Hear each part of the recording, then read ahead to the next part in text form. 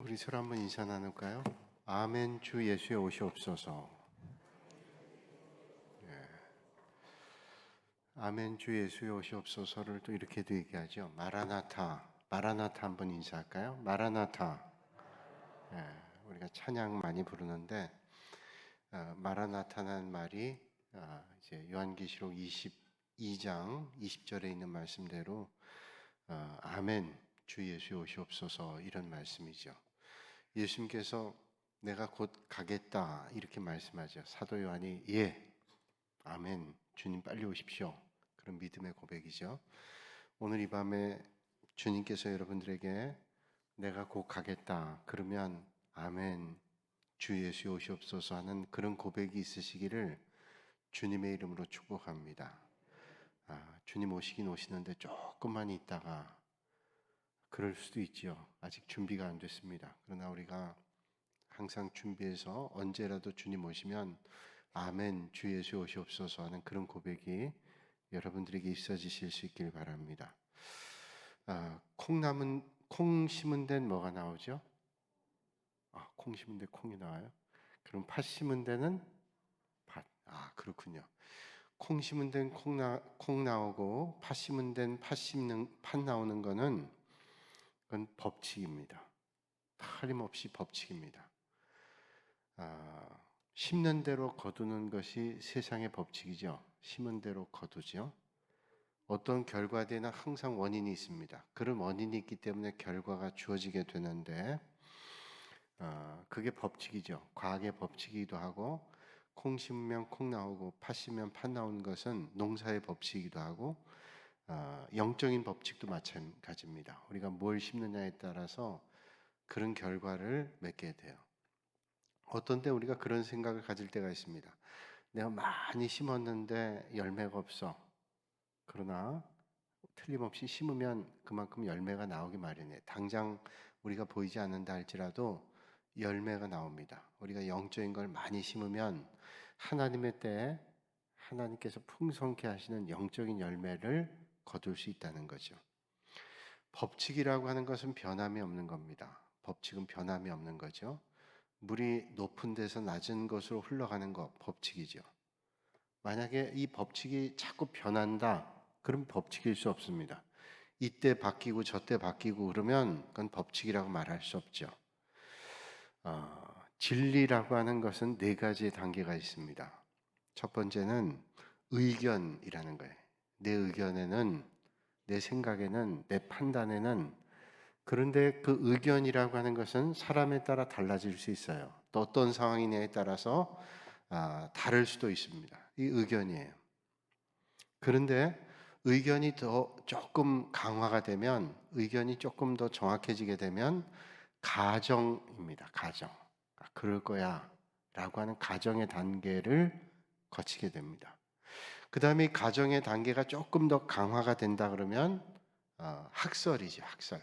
그런 학설이 있어요. 그렇다는 학설, 많은 사람들이 주장하는 거죠. 그래서 가장 유력한 학설이 뭐냐? 그래서 처음에는 내 의견이었는데 그 다음에 이게 가정이 되고 그 다음 학설이 됩니다. 그런데 이 학설이 틀림없는 증명이 돼요. 그러면 그걸 법칙이라고 그럽니다. 그러니까 의견은 다를 수 있어요. 또 가정도 조금 차이가 있을 수 있습니다.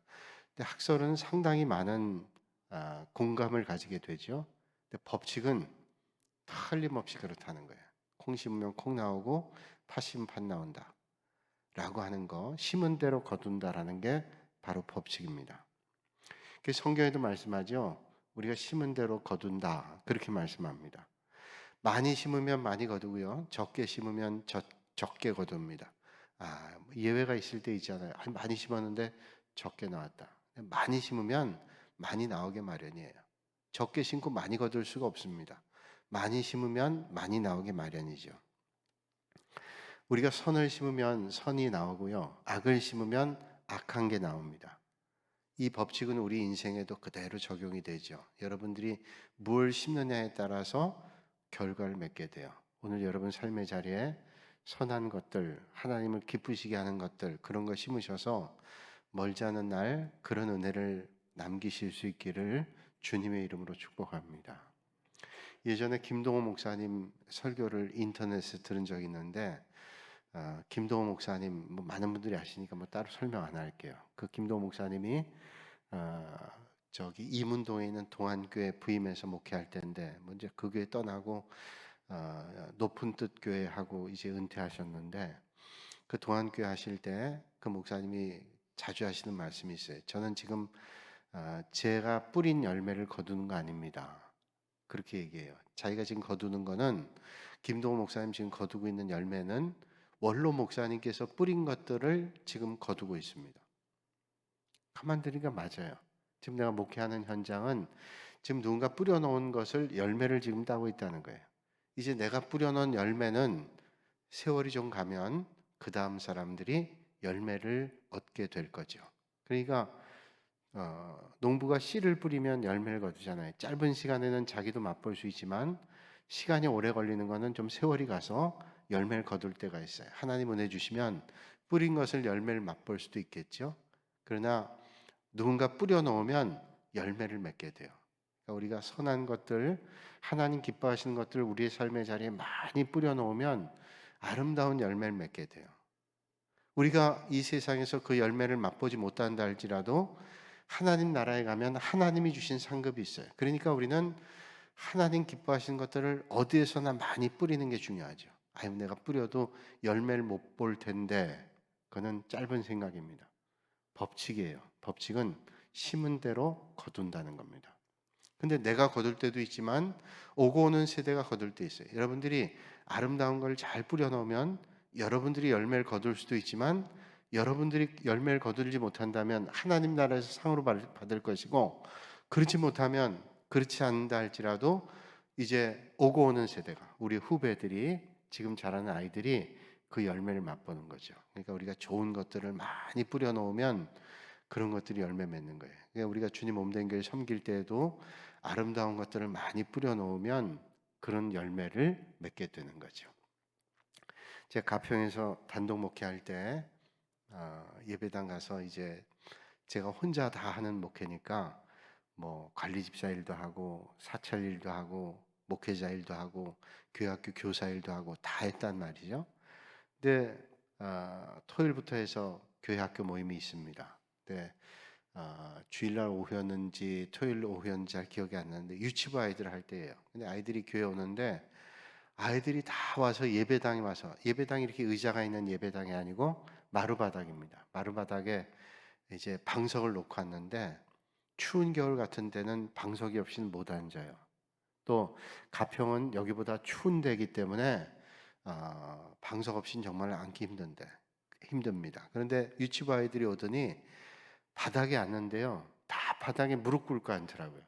제가 볼 때는 아이고, 쟤들이 방석도 안 깔고 저렇게 맨바닥에 마루바닥에 앉으면 너무 추울 텐데, 그런 생각이 들었는데 신통하게 유치부 아이들이 오는데 다 마루바닥에 앉는 거예요. 또 그 다음에 소년부 아이들, 유년부 아이들 올 때도 또 바닥에 앉고, 중고등부 아이들도 다 마루바닥에 앉고. 좀 큰 아이들은 그래도 머리가 좀 돌아가니까 방석을 깔고 앉는데요, 유치부 아이들은 방석을 안 깔고 앉아요. 뭐 옷도 제대로 입고 온 거 아닌데도 어떤 애는 젊어서 그런지 맨발로 와요. 추운 겨울에도. 그 와가지고 맨바닥에 앉는 거예요. 그래서 야, 신통하다. 쟤들은 예배당 와서 어떻게 저렇게 맨바닥에 무릎 꿇고 앉는가 이렇게 봤는데 어른들이 와서 예배당 오니까 다 그렇게 바닥에 무릎을 꿇고 앉더라고요.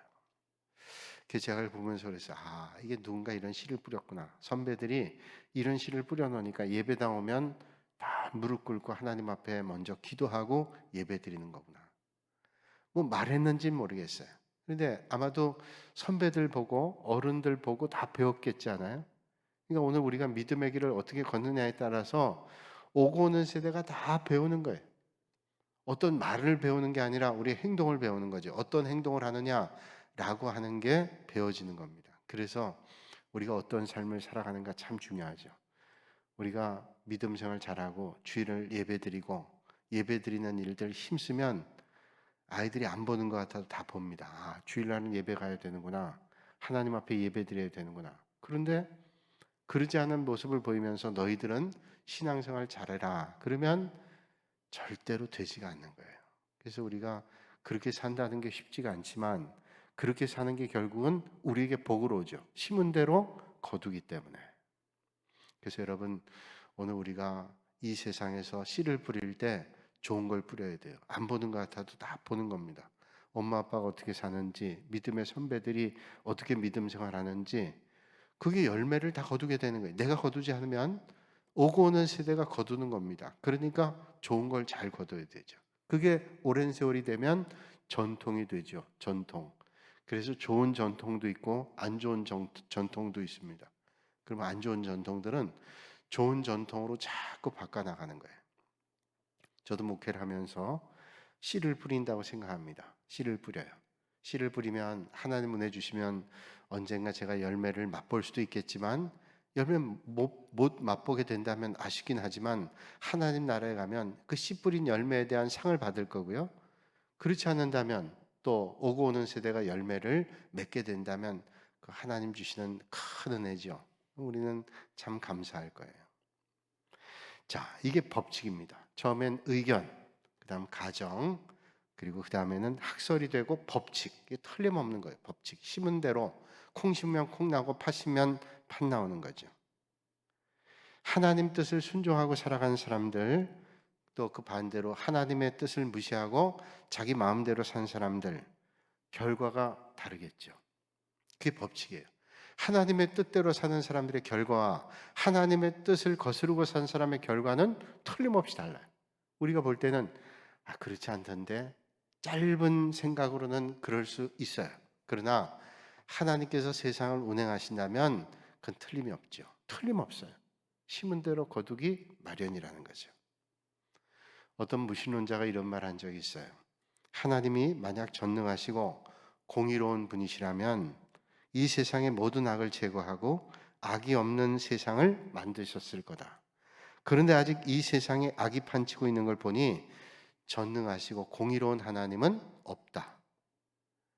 자, 우리 방송실에서 아주 친절하게 이런 건 안 써셔도 됩니다. 성경 구절만.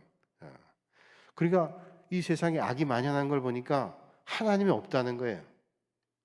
하나님이 온전하신 분이라면, 완전하신 분이라면 악한 사람은 빨리 멸망하게 하고 선한 사람은 잘 돼야지 되는 거 아니에요?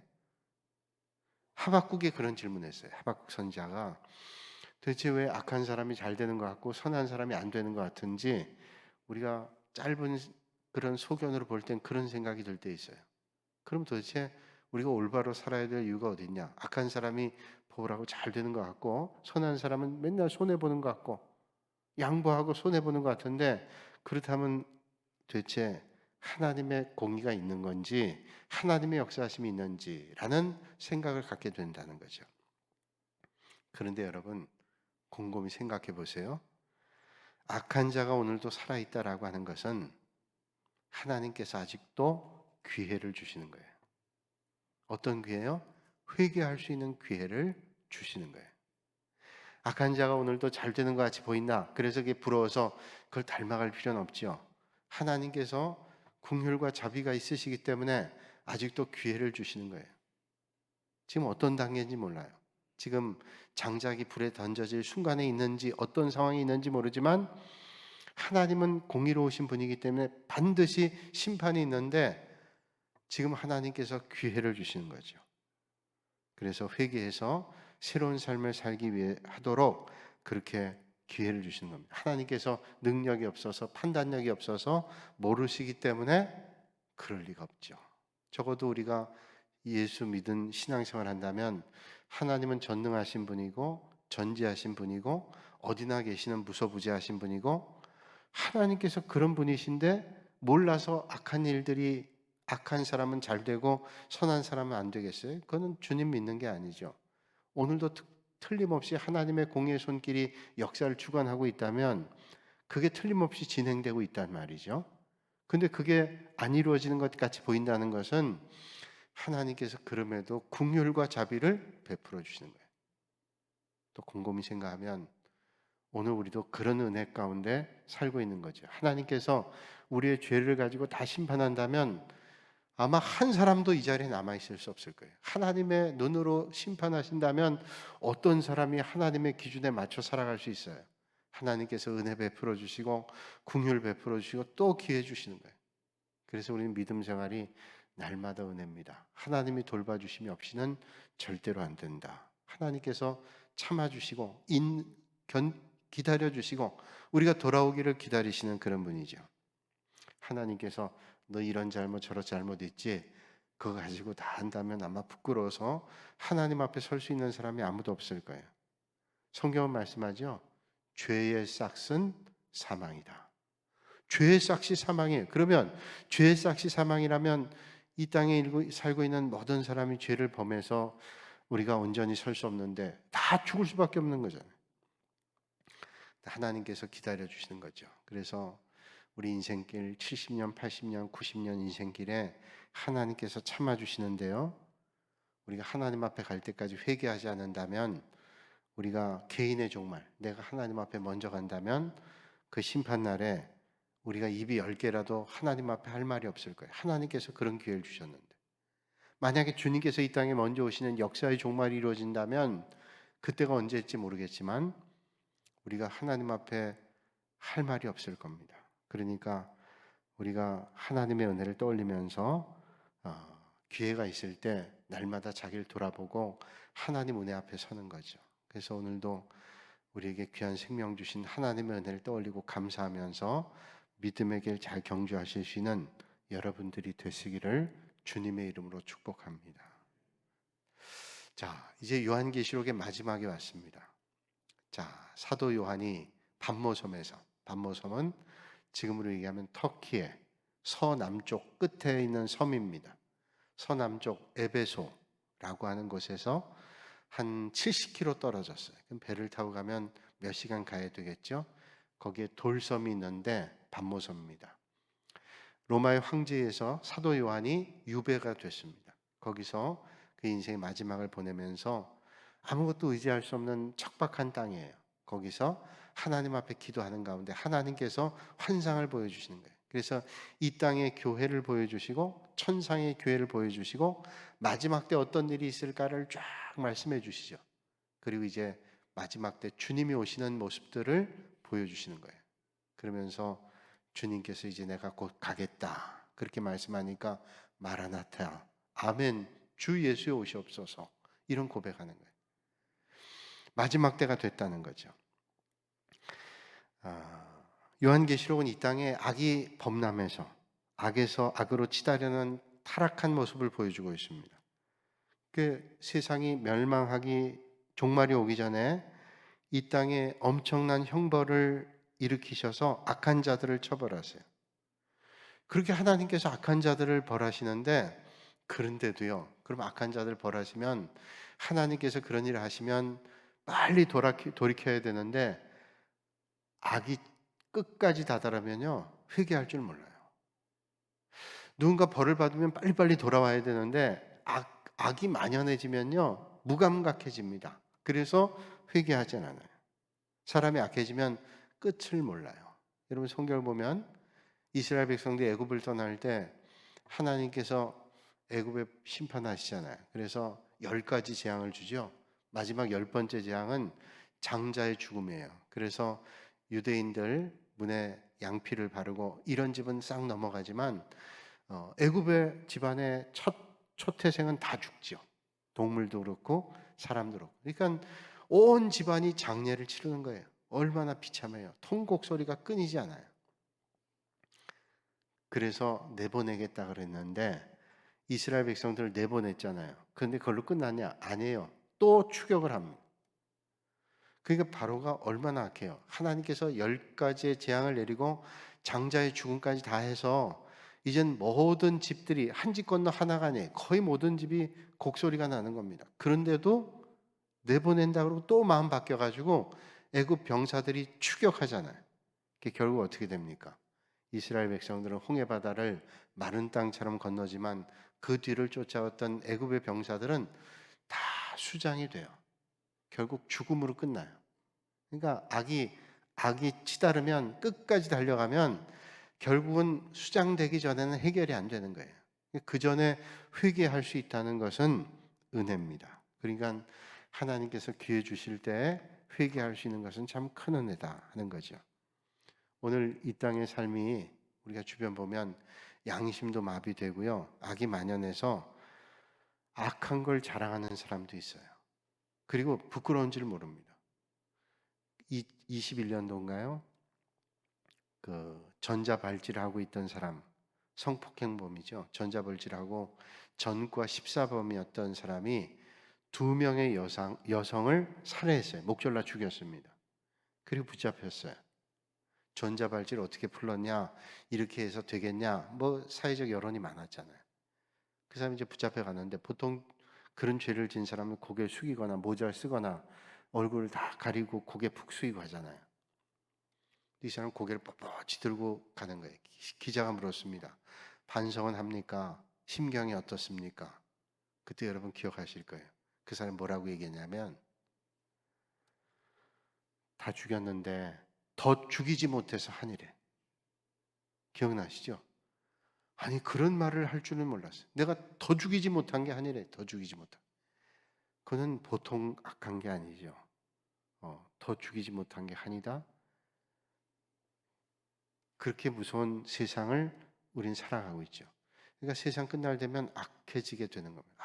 아주 악해지게 되는 거예요. 그럴 때 우린 믿음의 성도들은 이 세상의 풍토에 물들지 않고 하나님 기뻐하시는 믿음의 자리에 서야 된다는 각오를 다시 하게 되죠. 오늘 말씀은 인생을 두 종류로 나누어서 말씀을 합니다. 11절 말씀을 보니까요, 주님께서 이렇게 말씀해요. 불의한 자는 그대로 불의를 하고, 더러운 자는 그대로 더럽고, 의로운 자는 그대로 의를 행하고, 거룩한 자는 그대로 거룩되게 하라. 아니, 악한 자는 돌아오고 잘못한 사람은 돌아와라, 이래야 되는데 주님께서 더러운 자는 그냥 더럽게, 악한 자는 그냥 악한, 선한 자는 선한 대로, 이제는 임박해서, 심판이 임박해서 돌이킬 수가 없는 때가 됐다는 그런 말씀이죠. 그리고 하나님 무시하고 자기 정욕대로 산 사람들은 결국은 하나님께서 이제 심판의 막대기, 진노의 목전에 있다는 것을 말씀하고 있죠. 15절에는 그 악한 자들이 어떤 자라고 하는 것을 말씀해 주고 있습니다. 15절 말씀 보세요. 개들과 점술가들과 음행하는 자들과 살인자들과 우상 숭배자들과 거짓말을 좋아하며 지어내는 자는 다 성 밖에 있으리라. 자, 이런 자들이 성 밖에 있대요. 악한 자들이 성 밖에 있다는 말은 구원받지 못한다는 거예요. 구원의 자리에 들어올 수 없다는 거예요. 제일 마지막 보니까 우상 숭배자들, 하나님 섬기지 않는 사람들이죠. 그리고 거짓말 좋아하며 지어내는 자는 다 성 밖에 있대요. 전 목회하면서요, 여러분 사람 이거 참 조심해야 되는데, 우리 믿음 생활하면서도 이럴 때가 많아요. 거짓말하고, 그냥 거짓말이 아니라 말을 지어내요. 교회 그런 일 많습니다. 그냥 무심코 하는 말이에요. 그거 무심코 하는 말 정말로 조심해야 돼요. 목회하면서 많이 보는데 교회 안에도요, 없는 이야기 퍼뜨리는 사람 많습니다. 또 잘못 생각하거나 부분을 보고 전체라고 얘기를 해요. 자기가 본 건 조금밖에 없어요. 그런데 막 덧붙이는 겁니다. 여러분 성경에 보면 우리 신체를 가지고 조심해야 될 걸 많이 말씀하는데, 우리 신체 가운데 가장 조심해야 될 걸 말씀하는 게 어디에 모여 있냐면 입에 모여 있어요. 혀를 조심해라, 입술을 조심해라, 말을 조심해라. 그래서 말을 잘 통제할 수 있는 사람은 그 사람은 성숙한 사람이라고까지 말씀하고 있어요. 뭐 손 조심해라, 발 조심해라, 그런 말도 있죠. 그러나 입에 대한 말씀을 그렇게 많이 하세요. 그건 뭐냐면 우리 믿음의 성도들이 말하는 거를 참 조심해야 된다고 말씀하는 거예요. 그러니까 말을 잘 통제하면 이게 성숙한 사람이 될 수 있어요. 그래서 여러분, 없는 말 퍼뜨려요. 그 죄인지도 몰라요. 없는 말 퍼뜨리고 또 이간질하고, 이건 마귀가 하는 일이에요. 하나님 절대로 기뻐하시지 않는 거예요. 그래서 우리가 말할 때는 세계문을 통과해야 된다 그랬죠. 세계문. 이게 과연 사실이냐? 사실이 할지라도 이게 듣는 사람에게 유익하냐? 이게 하나님 기뻐하신 말이냐? 생각해야 되는 거예요. 그냥 말이라고 툭툭 내뱉어 가지고요. 얼마나 분란을 일으키고 하나님 기뻐하시지 않는, 결국 그 책임을 주님께서 물으신다는 거예요. 그걸 알고 우리가 말을 내뱉을 때 조심해야 돼요. 그리고 부분적인 걸 가지고 전체인 것처럼 얘기해요. 자기도 속고 있는 거죠. 몰라서 그러는지 알면서도 그런지 모르겠어요. 그리고 이간질하는 거예요. 말을 이렇게 돌려가지고, 그것 때문에 사람들이 얼마나 머리가 아픈지, 예? 그 때문에 머리가 너무너무 아파가지고 입 때문에, 그래서 약을 입에다 먹는 거예요. 타이레놀을. 머리가 아플 때 이마에다 안 붙이고 왜 입으로 먹는 줄 아세요? 그런 사람들이 어디 있어요? 성 밖에 있대. 성 밖에. 성 밖에 있다는 거는 안에 못 들어오는 겁니다. 구원의 자리에 못 들어오는 거예요. 오늘 이 밤에 여러분, 하나님의 말씀으로 가득 채워서 우리 입술을 잘 통제하고 우리 입술 밖에는 은혜가 넘치는 그런 입술이 되시기를 주님의 이름으로 축복합니다. 여러분, 하나님 심판이 나타날 때 하나님 나라에 들어가지 못한다는 말 아니에요? 성 밖에 있다는 말이, 여러분, 제가 처음에 말씀했어요. 심은 대로 거둔다. 이게 법칙이에요. 가설도 아니고요, 이론도 학설도 아니고, 이거는 법칙이에요. 심은 대로 거두게 돼요. 콩 심으면 콩 나오고 팥 심으면 팥 나와요. 내가 뭘 심느냐에 따라서 이런 열매를 거둔다는 말씀이죠. 요한계시록 21장 8절 이하의 말씀 보면 하나님 심판 때 불과 유황으로 타는 못에 들어갈 자들을 말씀하고 있는데 보세요. 요한계시록 22장 8절에 이렇게 말씀합니다. 그러나 두려워하는 자들과 믿지 아니하는 자들과 흉악한 자들과 살인자들과 음행하는 자들과 점술가들과 우상 숭배자들과 거짓말하는 모든 자들은 불과 유황으로 타는 못에 던져지리니 이것이 둘째 사망이라. 똑같은 내용 아니에요. 이런 자들이 결국은 불과 유황에 타는 곳에 빠진다라고 하는 것을 말씀하고 있습니다. 우리 인생은 완벽하지 않습니다. 살면서 알게 모르게 죄를 짓죠. 그래서 구약의 제사를 드릴 때 속죄제와 속건제를 드려요. 우리 알고 지은 죄도 있지만 어떤 데 내가 이게 죄인지 모르고 할 때도 있어요. 정말 모르고 할 때도 있어요. 그런데 그것까지도 하나님 앞에 다 회개하라는 건 뭘까요? 우리가 연약하고 부족하니까 어떤 데는 이게 그건 줄 알고 잘못할 때도 있어요. 그러나 그래서 만약에 피해가 됐다면 회개해야 되는 거죠. 마지막에 심판이 있다고 주님 말씀하죠. 심판이 있다는 건 우리에게 두려운 말이기도 하지만 한편으로는 위로가 되는 말이기도 해요. 악하고 불의한 사람이 잘 되는 것만으로 된다면 얼마나 우리가 답답하겠어요. 근데 하나님께서 다 보고 심판하신대요. 불의한 거, 악한 거 심판하시고 선한 걸 심판하신데, 선한 걸 심판하는 건 뭐냐? 상 주는 것으로 심판해요. 하나님 나라에 가면 우리가 심판을 받는데, 예수 믿지 않고 불의한 일을 걷던 사람들은 벌로 심판받아요. 영벌로 심판받는데, 믿음의 성도들은 뭘로 심판받냐? 어떤 상을 받느냐로 심판받아요. 예수 믿기 때문에. 우리가 주님 앞에 설 때 하나님께서 주시는 좋은 것으로 상을 받으실 수 있는 여러분들이 되시기를 주님의 이름으로 축복합니다. 그러니까 우리가 믿음의 길 걸으면서 의롭게 거룩하게 살아가려고 애를 쓰잖아요. 다른 사람들은 다 잘못된 길 가도 어떤 삶의 자리에도 우리가 그런 힘을 쓰면서 살면 당장은 눈에 보이지 않지만 하나님이 주신 상급이 있다는 거예요. 22장 14절에 이렇게 말씀합니다. 요한계시록 20장 14절 같이 한번 읽어볼까요? 앞에 화면에 있는데 시작. 자기 두루마기를 빠는 자들은 복이 있으니 이는 그들이 생명나무에 나아가며 문들을 통하여 성에 들어갈 권세를 받으려 함이로다. 아멘. 그 두루마기를 빠는 자들은 복이 있대요. 그 두루마기를 빠는 자는 뭘까요? 자기 옷을 빠는 거예요. 그 말은 날마다 자기를 돌아보고 자기의 삶을 하나님의 뜻 안에 날마다 돌아보는 거죠. 그리고 자신을 깨끗하게 하는 거예요. 더러운 것 가지고 주님 앞에 갈 수 없어요. 하나님 앞에 우리가 더러운 상태로 못 가요. 우리가 예배 드릴 때, 하나님 앞에 예배 드릴 때 여러분, 그 예배 순서 가운데 죄의 고백이 있어요. 그 죄의 고백이 뭐냐면, 로만 가톨릭 교회는 고해성사래요. 고해성사. 하나님 앞에 나가는데 죄를 가지고 갈 수 없잖아요. 그러니까 고해성사라는데, 우리 개신교에서는 예배 순서에 죄의 고백이 있습니다. 알게 모르게 지은 죄들이 있잖아요. 하나님 앞에 적어도 나갈 때 내가 주님 앞에 깨끗한 모습으로, 사람들 앞엔 얘기할 수 없지만 하나님 앞에 내가 이런 부족함과 연약함이 있습니다, 다 고백하고 하나님 앞엔 적어도 나아져. 죄 고백이. 하나님 앞에 그런 마음으로, 그런 자세로. 여러분, 구약의 제사를 드릴 때 제사장들이 하나님 앞에 나갈 때 옷을 깨끗하게 입습니다. 정결법에 따라 깨끗하게 입고요, 목욕 다 합니다. 하나님 앞에 나갈 때 그런 준비가 있는 거예요. 그러니까 여기에 자기 두루마기를 빤다는 말은 자기의 영육을 깨끗하게 주님 앞에 준비하고 하나님 앞에 나간다는 거죠. 그러면 깨끗하게 씻음 받는다고 주님께서 말씀하죠.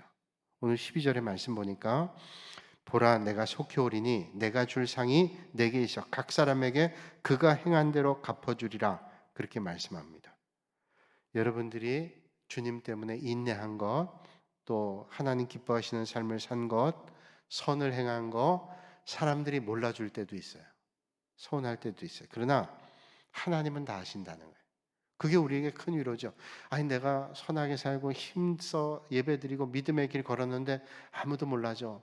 섭섭할 수 있어요. 그런데 그게 우리에게는 하나님 주시는 은혜를 만나는 축복이에요. 주님은 다 알고 계신데 네가 얼마나 믿음의 길 걸으려고 했는지, 얼마나 믿음의 길을 걸으려고 애썼는지, 얼마나 네가 주님 몸된 길 위해 힘썼는지 아무도 모르는 것 같아도 하나님은 알고 계신다는 거예요. 그러니까 그러면 하나님이 주시는 상을 받는데, 그렇다면 바꿔 얘기하면 성경에 말씀하잖아요. 내가 사람들에게 다 칭찬받으면 하나님께 받을 상이 없대요. 그러니까 우리는 다른 사람들이 몰라주면 그게 하나님 나라에서 받을 상이 더 많다는 거예요. 엄밀하게 얘기하면. 왜냐하면 세상에서 칭찬 다 받으면 이미 사람들에게 다 칭찬받았는데 하나님 앞에 가서 더 받을 게 없어요. 그런데 우리 세상에서는 아무도 몰라요. 섭섭했어요. 그런데 하나님께서는 다 아세요. 그래, 네가 이런 일 했잖아. 주님께서 아세요. 그러면 하나님 주시는 상이 크잖아요. 제가 언젠가도 그런 말씀했지만, 제 가평에서 목회할 때 그 도와주시는 분들이 있었어요. 서울에 있는 어떤 교회에서 개인적으로 이렇게 도와주시는 분들이 있었고, 교회에서 돕는 분도 있었고 그랬는데, 한 분이 이제 도와주시는 분 계셨는데, 도섭이라 그래가지고 책을 사보세요. 그리고 큰 돈은 아니었지만 뭐 적진 않아요. 매달 얼마씩 이렇게 책을 사볼 수 있도록 도와주셨어요. 그게 큰 도움이 됐어요. 그래서 제가 도와주시는 분들한테 주보 하고, 매주일은 못하고 한 달에 한 번씩 주보 4주일 걸 모아서 주보 4주 거, 그 다음 편지 이렇게 써서 보냈어요. 매번 전화해서 할 말도 없고, 그래서 그렇게 늘 했습니다. 그래서 한 달 동안 있었던 일들 해서 보내곤 했는데, 가끔은 전화를 한번 했어요. 전화를 했는데 그 집사님께서 말씀하세요. 전사님, 그 매번 이렇게 주보를 보내주셔서 소식은 잘 듣고 알고는 있는데, 전사님 바쁘시니까 이제 앞으로는 주보 보내시지 말고요, 편지하지 마시고요, 전화도 하지 마세요. 내가 언제 하신 게 있나 생각했는데 그분이 하시는 말씀이 그래요. 제가 전사님한테 이렇게 매번 말 듣고 이렇게 또 사람들이 칭찬하는 말 들으면 하나님 나라에 가서 내가 받을 상이 뭐가 있겠어요. 다 받는데. 그러니까 그저 잘 계신 걸로 알고 그냥 기도하고, 또 전사님 기도해 주시니까 그것만으로 충분해요. 그러니까 전화도 하지 마시고, 그리고 주보도 보내주시지 말고. 그 목회하시는데 바쁜데 그거 쉽지 않잖아요. 사람들이 누군가를 도우면요, 연락이 없으면 그래요. 연락도 안 해? 섭섭하네? 근데 그분은 전혀 다른 거예요. 연락하지 마세요. 내가 하나님 앞에 받을 상 다 내가 여기서 받으면 하나님 앞에 뭘 받아요? 그게 맞는 말이잖아. 그게 참 훌륭하신 분이다. 나중에 이제 그분의 얼굴도 보고, 제가 이제 거기서 나와서 다른 교회 가서 목회할 때 그 교회 교인이었어요. 그래서 어떻게 그렇게 또 됐지요. 그래서 이제 그때 만나 뵈고 그랬는데, 저는 뭐 그분이 큰 부자인 줄 알았는데 그러지도 않았어요.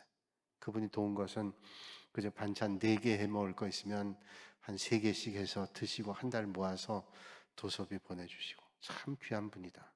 때때로 생각해요. 내가 세상에서 상 받으면, 다 받으면 하나님 나라에서 받을 게 없어요. 어떤 때는 인간적인 마음에 날 몰라줘 하는 서운한 마음이 들 때도 있지만, 그런 일이 쌓이면 하나님 주시는 상이 크다 이렇게 생각하면 얼마나 복된 거예요. 오늘 이 밤에 헌신하는 8여전도 회원들도 주님이라 할 때 몰라줄 때 있잖아요. 어떤 때 몰라주는 것뿐만 아니라 오해를 하고 비난해요. 욕해요. 제가 이 얘기는 생각 안 하는데 그냥 할게요. 제가 제자훈련하고 단기 선교 갈 때 어떻게 하면 적은 비용 들여서 효과를 내서 갈 수 있을까, 그런 고심을 늘 많이 했어요. 처음에는 그런 신경 되게 많이 썼어요. 왜냐하면 비용이 많이 내면 단기 선교 하는 사람들이 적잖아요. 그러면 정착하기 어렵기 때문에 고민 많이 하고 여러 방법을 통해서 어떻게 하면 저렴하게 효과를 내서 갈 수 있을까 해서 이런저런 인터넷 서핑을 많이 해봤어요. 그러다가 스카이 스캐너라고 하는 앱을 하나 발견해가지고 그 앱을 제 휴대폰에 깔아가지고, 그 휴대폰이 뭐냐면 스카이 스캐너는 지금도 앱이 있어요. 제일 비행기 저렴하게 최단 시간으로 갈 수 있는 방법, 그거를 찾아주는 앱이에요. 그래서 그걸 찾아가지고 그래가지고 이제 가는 분들이 한 20명, 30명 되면 그분들 이제 밤에 비행기 표를 제가 다 티켓팅을 했어요. 영어, 또 여권 번호, 비자 다 휴대폰으로 쳐야 되니까 쉽지 않아요. 다. 그래서 또 한꺼번에 20명, 30명이 안 돼요. 7명씩밖에, 최대한 7명씩밖에 안 돼요. 근데 그 참 희한하게 7명 하면 어떤 때는 비행기 값이 예를 들면 25만 원이다. 한 사람이. 그러면 A그룹 할 때는 25만 원 되는데 B그룹 할 때는 24만 원이 될 때도 있고요. C그룹 할 때는 27만 원이 될 때도 있어요. 그건 나도 잘 모르겠어요. 근데 그렇게 나눠서 해야 됐어요. 그래서 하나라도 글자가 틀리면 나중에 수속할 때 아주 어렵기 때문에 몇 번을 확인해가지고 새벽에, 그래서 다 해서 그렇게 해서 제가 몇 번을 했어요. 지금은 제가 안 해요. 몇 번을 했는데, 그래서 가능한 한 저렴한 비용. 근데 그거 할 때는 비행기 시간 잘 연결 안 되면 그러면 비행기를 놓칠 수 있어요. 그러니까 싼 것만큼 위험 부담이 있어요. 그래서 언제가 필리핀 갈 때는 그걸로 이야기했을 때 중간에 그 경유하는 시간이 1시간밖에 안 돼가지고 제가 기도 많이 했어요. 하나님, 요 비행기 절대로 연착되지 않아서, 저희가 만약 필리핀 간다 그러면 마닐라에서 다바오로 가야 되는데 그거 시간이 1시간밖에 안 되면 하나라도 비행기가 연착되면 안 돼요. 그러면 놓쳐버리는 거예요. 그러니까 좀 저렴하게 하는 것 때문에 이제 그렇게 해서 했는데, 제가 이렇게 구구하게 얘기하는 건 뭐냐면 그렇게 애를 써서 했잖아요. 뭐 누가 알아주라고 한 거 아니에요. 그런데 나중에 들으니까 비난하더라고. 비난하더라고. 그래서 되게 섭섭했어요. 되게 섭섭하고 마음이 아프더라고. 그렇게밖에 생각을 못할까? 내가 사람이 그렇구나 하는 생각을 해봤어요. 그러니까 우리 교회 어려운 일이 있었잖아요. 네, 그러면서 생각했어요. 사람들은 자기 편한 대로 자기 생각대로 하는구나. 목자의 마음은 전혀 모르는구나. 그런 생각만, 그냥 마음 아팠어요. 그게 제 마음속에 깊이 고통으로 남아있어요. 그래서 제 아내가 그러더라고요. 그거 그냥 그렇게 하지 말고 돈 더 들어도 그냥 맡겨버리라고. 근데 그러면 그만큼 손해를 보면 우리가 더 부담해야 되니까 사실은 지속하기 위해서는 그런 생각했는데, 저도 또 배웠어요. 이게 다 좋은 건 아니구나. 그런 생각했어요. 자, 제가 왜 구체하게 그런 얘기를 하냐면, 우리가 주님 일 하다 보면요, 그런 거 많아요. 사람들은 자기 편한 대로 생각하거든요. 그렇게 생각하기 때문에 우린 사람이기 때문에 완전하지 못해요. 자기가 사는 삶의 방식대로 남을 판단하는 거예요. 여러분, 우리가 주님 일 하다가 오해를 받을 때도 있고 어려운 일이 있을 때도 있는데 주님 바라보는 거죠. 어떨 때는 주님 바라보고 힘들 때 있지만 주님의 인도함 받으면 틀림없이, 하나님은 공의롭고 정의롭기 때문에 하나님께서 역사하시는 거예요. 우리는 믿음의 길 보는 건 뭐예요? 사람 보고 하는 게 아니라 하나님 보고 한다 그러잖아요. 하나님 보고 하면 우리가 흔들림 없이 믿음의 길 걸어갈 수 있습니다. 가난한 과부가 2렙돈 하나님 앞에 드렸잖아요. 그 2렙돈 드린 거 사람들은 비난했어요. 저게 뭐냐? 부자는 많이 하면서 뻐기면서 했어요. 근데 주님은 2렙돈을 가지고 참 귀하다고 전부를 했다고 말씀해요. 어떤 과학자가요, 수학자가 그 2렙돈이 얼마나 됐는지 계산을 했대요. 예루살렘 은행에 저금을 하면 연 4%의 금리로 해가지고 2000년 세월이 흘렀는데 그 얼마나 되냐? 꽤 된대요. 사람들이 비난했던 그것이, 하지도 않으면서 했던 그것이 두 렙돈이 얼마나 큰 가치인지 하나님이 보실 때는 그게 크다고 말씀하잖아요. 우리의 연약함과 부족함도 하나님 보실 때 큰 거죠. 여러분, 우리가 만약에 10,000원 가지고 뭘 한다 그러면 10,000원 가지고 뭐 책을 샀다. 요즘 책도 비싸지만 아마 책 보는 동안 기쁨이 있을 거예요. 10,000원 가지고 이발을 했다. 이발한 몇 날 동안 기쁨이 있을 거예요. 10,000원 가지고 빵을 사 먹었다. 먹는 동안 기쁨이 있을 거예요. 근데 하나님의 나라를 위해서 섬겼다. 그러면 영원한 기쁨이 우리에게 있어요. 그 영혼을 우리는 바라보고 믿음의 길 걷는 거죠. 무슬림들은 자살 특공 테러를 하죠. 무슬림들은 지하드라 그래가지고 성전이라 그래요. 성전. 거룩한 전쟁이라고. 그래서 자살을 특공된 뭐냐면 폭탄을 가슴에 두르고 배에 두르고 가서 죽는 거예요. 코란에 의하면요, 이런 사람들이 천국 가는데, 천국 가면 대우를 많이 받는데, 가자마자 300명의 연애 그 서빙하는 사람들이 연애를 해주고요. 그 다음에 얼마나 많은 극진한 대접을 하는지 왕의 대접을 받는데요. 그리고 8만 명의 하인을 거느리고요. 남자 같은 경우는 아내를 72명을 얻는. 그러니까 무슬림들이 자기 지하드 성전에서 죽으면 그런 대우를 받는다고 17살 된 아이들, 더 어린 애들도 폭탄 메고 들어가는 거예요. 아니, 헛된 걸 믿어도 목숨을 두려워하지 않는데 영원한 하나님 믿으면서 우리가 이 땅에서 전전긍긍하면서 힘겹고 어려운 일 때문에 포기한다. 그러니까 여러분, 무슬림들은 죽음도 두려워하지 않고, 그래서 이스라엘에서 오죽하면 저 자살 폭탄 테러를 막기 위해서 저 사람들이 천국 못 가는 건 뭐냐?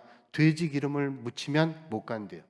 그래서 언젠가 외신 보니까 그 가게마다 사람들 많이 모이는 데마다 돼지 기름을 걸어 놓은대요. 그러면 폭탄, 자살 폭탄 딱 터뜨리면 그 돼지 기름이 어디로 튈지 모르니까 거긴 안 한다고. 얼마나 어리석어요? 여러분, 오늘 우리는 믿음의 길 걷는데 언젠가 하나님 앞에 우리는 상을 받게 될 겁니다. 우리 눈에 볼 때는 야, 이거 불의해, 잘못됐어, 어떻게 이래. 그래서 우리도 똑같이 그러겠어요? 그러지 않고 우리가 결국은 열매를 맺게 해주실 주님 바라보면서 믿음의 길을 잘 걷는, 그래서 아멘 주 예수 오시옵소서, 그런 믿음의 고백들이 여러분 모두에게 있어지실 수 있기를 주님의 이름으로 축복합니다. 기도하겠습니다. 거룩하신 아버지 하나님, 오늘도 이 밤에 저희를 불러주시고 8여전대 헌신 예배로 또 아멘 주 예수에 오시옵소서 하는 믿음의 고백으로 이 시간 하나님 앞에 예배드리게 하시니 감사합니다. 주님 영광 받으시고 저희들에게 은혜 주셔서 마지막 때 하나님 기뻐하시는 믿음의 자리에 모두가 설 수 있도록 주님 저희를 인도하여 주시옵소서. 예수님의 이름으로 기도하옵나이다. 아멘.